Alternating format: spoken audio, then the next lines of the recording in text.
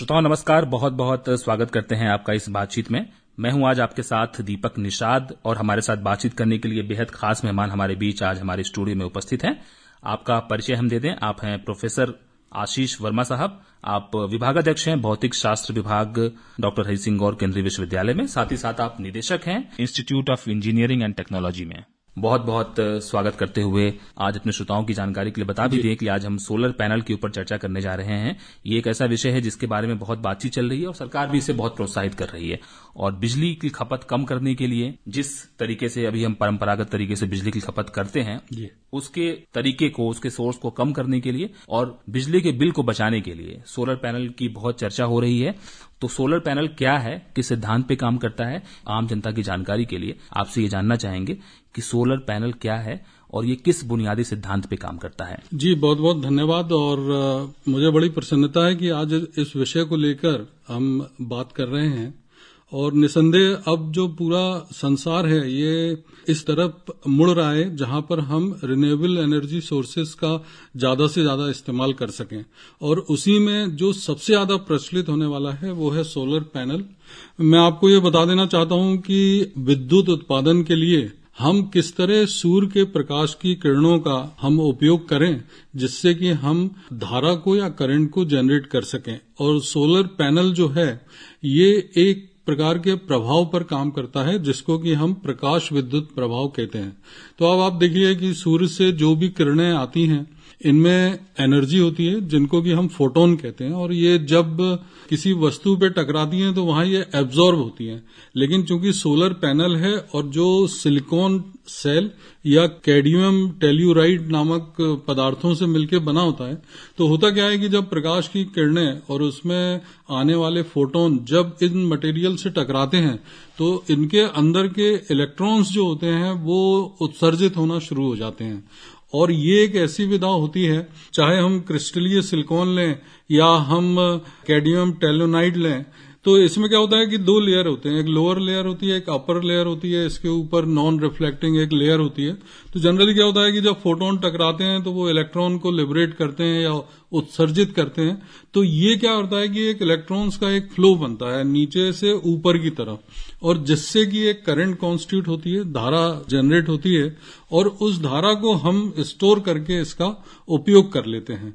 तो solar panel आज की डेट में सबसे इम्पोर्टेंट है क्योंकि ये विद्युत को जनरेट करता है जिसका की उपयोग आप अपने घरों के लिए कर सकते हैं। जी, बहुत सरल तरीके से आपने बताया। चूंकि ये एक विज्ञान भी है, गूढ़ विज्ञान है, साइंस है ये, लेकिन कैसे आपने बताया कि कैसे सूर्य की किरणें एब्जॉर्ब होती हैं और कैसे इलेक्ट्रॉन जो है लिबरेट होते हैं और कैसे धारा का प्रवाह होता है, ये पूरी प्रक्रिया होती है।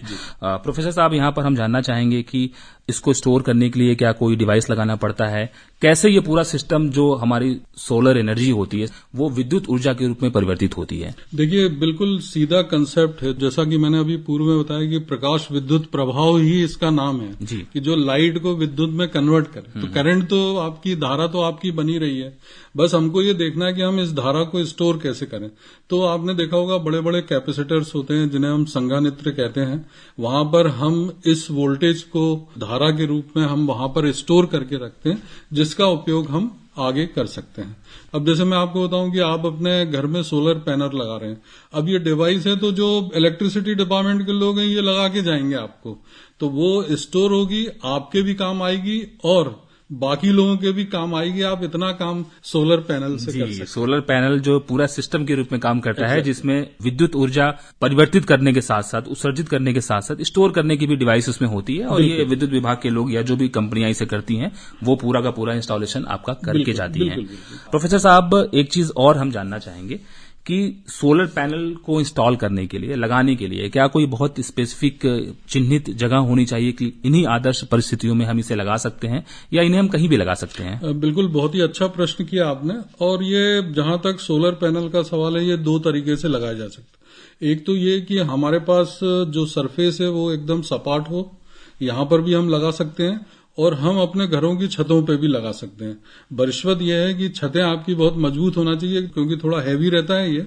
और कमर्शियल पॉइंट ऑफ व्यू से आप किसी फील्ड में या आपके पास सपाट क्षेत्र है जमीन का, आप इसमें भी लगा सकते हैं। और अगर आप घरों में लगाना चाहते हैं तो अगर आपके पास छत है तो आप इसको बड़ी आसानी के साथ लगा सकते हैं। एक चीज और है कि सामान्य घरों के अलावा आजकल क्या है कि स्ट्रीट लाइट्स वगैरह भी होती हैं और बड़े बड़े अपार्टमेंट का कल्चर चल रहा है, कॉम्प्लेक्सेस होते हैं, तो वहां पे बिजली की खपत भी ज्यादा होती है।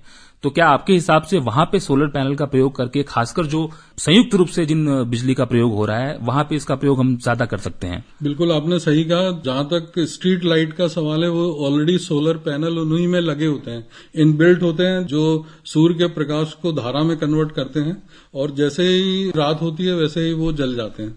जहां तक मल्टी स्टोरेज बिल्डिंग का सवाल है, मैं तो ये कहना ही चाहूंगा कि जितने भी लोग वहां पर रहते हैं सब मिलके एक इन्वेस्टमेंट करें, छत पर इन सोलर पैनल को लगाएं, सब उसके कनेक्शन लें और सब सूर्य के प्रकाश की ऊर्जा का इस्तेमाल करें, जिसमें आपके घर की बचत बहुत अच्छी हो जाएगी। जी, निश्चित रूप से सोसाइटी में जो लोग रह रहे हैं उनको सामूहिक रूप से मिलकर के ये निर्णय लेना चाहिए और ग्रीन एनर्जी की तरफ एक बढ़िया कदम उनका हो सकता है, पर्यावरण को बचाने के हिसाब से भी। प्रोफेसर आशीष वर्मा साहब, आपसे एक चीज और समझना चाहेंगे। हम आज के समय में अक्षय ऊर्जा की बात कर रहे हैं और ग्लोबल वार्मिंग का जिस तरीके से असर हो रहा है, कार्बन फुटप्रिंट लगातार बढ़ रहा है, उसको कम करने की दिशा में आपको अक्षय ऊर्जा के एक स्रोत के रूप में सोलर पैनल सिस्टम का कितना कंट्रीब्यूशन, कितना योगदान दिखाई देता है? मैं इसको 100% बोलूंगा और मैं थोड़ा आपको पीछे भी ले जाना चाहूंगा। अगर आप पुराने समय में जाइए, आज से 500 साल पहले भी अगर आप जाएं, तो हमारे जो घर बनते थे और उस घर के बनने का जो स्ट्रक्चर होता था वो इस तरह बनाया जाता था कि सुबह से लेकर शाम तक सूर्य का प्रकाश आपके घर में आए। और ये काम अब हमारे यहाँ भी चल रहा है, बहुत सारी कॉन्फ्रेंसेस चल रही हैं। तो मैं ये सोचता हूं कि देश जिस गति से, संसार जिस गति से आगे बढ़ रहा है, उसमें सोलर पैनल एक बहुत अच्छा उपयोग होगा, जो हमारी कमर्शियल इलेक्ट्रिसिटी है उसके भार को कम करने के लिए। तो मैं तो चाहता हूं कि हर व्यक्ति के अपने घर में ये लगाए, क्योंकि इसके दो फायदे हैं। एक फायदा ये है कि आप इसका उपयोग करेंगे अपने घर के लिए, और दूसरा ये कि जो बचा हुआ आपकी इलेक्ट्रिसिटी है वो आप सेल करेंगे, जिससे आपको धन भी अर्जित होगा। तो दोनों मायनों में सोलर पैनल्स जो है ये बहुत ही फायदेमंद है। हर व्यक्ति को इस बारे में सोचना चाहिए। जी, बहुत महत्वपूर्ण बात आपने बताई प्रोफेसर वर्मा साहब की। हम लोगों को मोटिवेट भी कर सकते हैं, प्रोत्साहित भी कर सकते हैं, क्योंकि न सिर्फ आप बिजली की खपत को आप अपने हिसाब से मैनेज कर रहे हैं, बिजली खुद पैदा कर रहे हैं सोलर पैनल से, बल्कि बचे हुए सरप्लस जो एनर्जी है, विद्युत है, उसको आप सेल भी करके मुनाफा भी कमा रहे हैं। ये बहुत बड़ी बात है। अच्छा, हम आगे बढ़ेंगे और खासकर भारत जैसे देश की बात हम करें, क्योंकि यहाँ पे लगभग ये कहा जाता है कि 12 महीने तक 12 मासी जो है सूरज की किरणें हमें अच्छी मात्रा में प्राप्त होती हैं। तो उसके हिसाब से भारत में यदि हम बात करें, खासकर ऐसे समय में जब सरकार भी सब्सिडी देकर के सोलर पैनल सिस्टम को लगाने के लिए प्रोत्साहित कर रही है, तो लोगों को इसकी तरफ कितना ध्यान देना चाहिए? मैं तो कह रहा हूं कि मैं धन्यवाद देना चाहता हूं गवर्नमेंट का, क्योंकि उन्होंने सोलर पैनल को एक अच्छे रूप में लिया हुआ है और वो इसको प्रसारित भी कर रहे हैं, लोगों को समझा भी रहे हैं। और मुझे ऐसा लगता है कि जितने भी लोग हैं उनको इस बात को समझना चाहिए कि अब वो समय आ गया है जब हम रिन्यूएबल एनर्जी सोर्सेज की तरफ जाएं। ज्यादा से ज्यादा हम अपनी इलेक्ट्रिसिटी के प्रभार को हम सूर्य की किरणों के द्वारा हम उसका यूज करें, जिससे कि आगे आने वाले समय में हम अपनी उन विद्युत स्रोतों को बचा के रखें, जिससे कि हम कोई और अच्छे कार्य कर सकें। तो मेरा तो यही अनुरोध रहेगा कि सभी लोग इस दिशा में सोचें।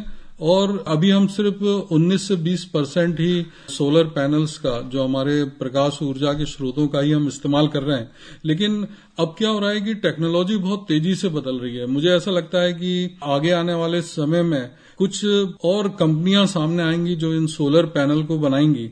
ये जो सिस्टम भी बन रहे हैं ये इतने सरल हैं कि इनको समझने के लिए बहुत साइंटिफिक बैकग्राउंड नहीं होना चाहिए।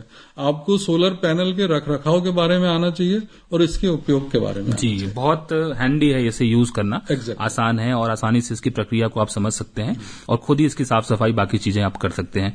डॉक्टर साहब, आपने अक्षय ऊर्जा की बात की, रिन्यूएबल एनर्जी सोर्स की बात की। हमारी जनता के, श्रोता की जानकारी के लिए थोड़ा सा इसको आप समझा दीजिए कि क्या ये टर्म है। जनरली होता क्या है कि अभी हम जिनका उपयोग करते हैं वो बनाई गई ऊर्जाएं हैं जिनका हम उपयोग करते हैं। हम प्राकृतिक ऊर्जाओं का बहुत कम उपयोग करते हैं। आप इसे ऐसे समझिए कि कभी कभी डॉक्टर आपको घूमने की सलाह देता है, तो वो आपको इसलिए सलाह देता है कि आप मैक्सिमम ऑक्सीजन प्रकृति से लें, तो यही चीज सूर्य के प्रकाश की है कि अभी तक हम इसका 20% ही इस्तेमाल कर रहे हैं। हमको इसके इस्तेमाल को बढ़ा के लगभग 60 और 70% तक लेके आना पड़ेगा।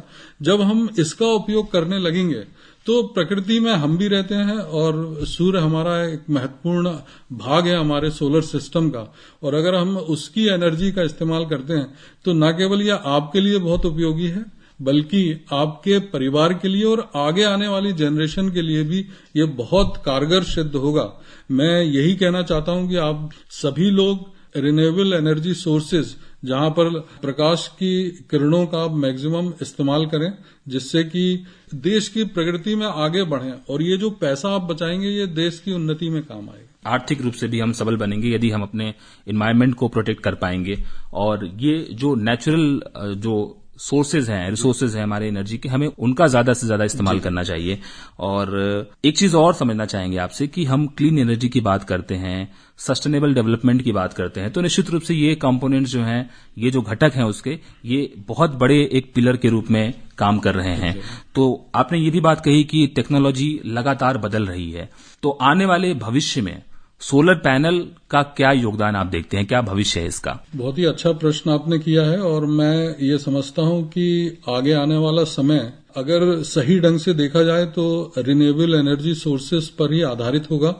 और मैं एक चीज और इसमें ऐड करना चाहता हूं कि अब जो मकानों के कंस्ट्रक्शंस होंगे, जो मकान आप बनाएंगे, आपको ये ध्यान में रख के बनाना पड़ेगा कि आप इलेक्ट्रिसिटी को किस तरह बचा सकें। इसलिए आपको अपने घर के जितने भी खिड़की दरवाजे हैं वो इस तरीके से डिजाइन करने पड़ेंगे कि सूर्य का प्रकाश सुबह से लेकर शाम तक आपके घरों में आता रहे। और अगर आपको ये समझना है तो आप जो पुराने किले हैं राजाओं के, कभी आप वहां जाके देख लीजिए और उनके सिस्टम को समझ लीजिए। आज से 4000-5000 साल पुरानी टेक्नोलॉजी के बारे में आज हम डिस्कस कर रहे हैं, लेकिन आप देखिए कि उस समय तो इलेक्ट्रिसिटी होती नहीं थी, लेकिन किस तरह सूर्य के प्रकाश का इस्तेमाल वो करते थे सुबह से लेकर शाम तक, ये टेक्नोलॉजी एंशिएंट टाइम की देखने लायक है। और हम सबको अब ये सोचना पड़ेगा, क्योंकि जिस गति से हम अगर इस तरीके से खर्च करेंगे, मैं तो इलेक्ट्रिसिटी नहीं, मैं पानी की भी बात कर रहा हूं कि हमको आज अपने पानी वाटर को भी सेव करना है। और जैसा आप देख रहे होंगे कि जितने भी गवर्नमेंट हैं वो सारी नदियों को एक दूसरे से जोड़ रही हैं, और ये बहुत जरूरी है, क्योंकि बरसात में जिस तरीके से ये फ्लड्स वगैरह आते हैं, तो वहां पर अगर हम ये सब जोड़ें नदियों को, तो ये फ्लड एक तो कम होंगे, और जो नदी का पूरा पानी जो अंत में जाके समुद्र में मिल जाता है उससे भी बचत होगी। तो चूंकि आज का विषय सोलर पैनल पे आधारित है, तो मैं निवेदन करूंगा हर व्यक्ति जो इस प्रोग्राम को सुन रहे हों वो इस दिशा में सोचें और अपने घर की छत पे जरूर से सोलर पैनल लगवाएं। जी, सूर्य का प्रकाश जो है हमारे बीच बहुत पहले से है, और प्राचीन काल से ही जो हमारे पूर्वज रहे हैं, जी। हमारी सभ्यता का अंग रहा है। उन्होंने मकान और जो पूरा सिस्टम, ढांचागत सिस्टम जो हुआ करता था, उन्होंने ऐसा डिजाइन किया कि सूर्य के प्रकाश का वो अधिक से अधिक ऑप्टिमम यूटिलाइजेशन कर सकें। लेकिन समय के साथ चीजें बदली हैं। आज हमें फिर से उन सिद्धांत की तरफ, उन नियमों की तरफ बढ़ने की जरूरत है, देखने की जरूरत है, जानने की जरूरत है। और बहुत अच्छे तरीके से प्रोफेसर आशीष वर्मा साहब, आपने सोलर पैनल सिस्टम को बहुत आसान भाषा में हमारी जनता को, हमारे श्रोता को आपने समझाया। बहुत बहुत शुक्रिया अदा करना चाहते हैं प्रोफेसर आशीष वर्मा साहब, विभागाध्यक्ष भौतिक शास्त्र विभाग, डॉक्टर हरि सिंह और केंद्रीय विश्वविद्यालय से हमारे बीच आए। आपका बहुत बहुत शुक्रिया। बहुत बहुत धन्यवाद।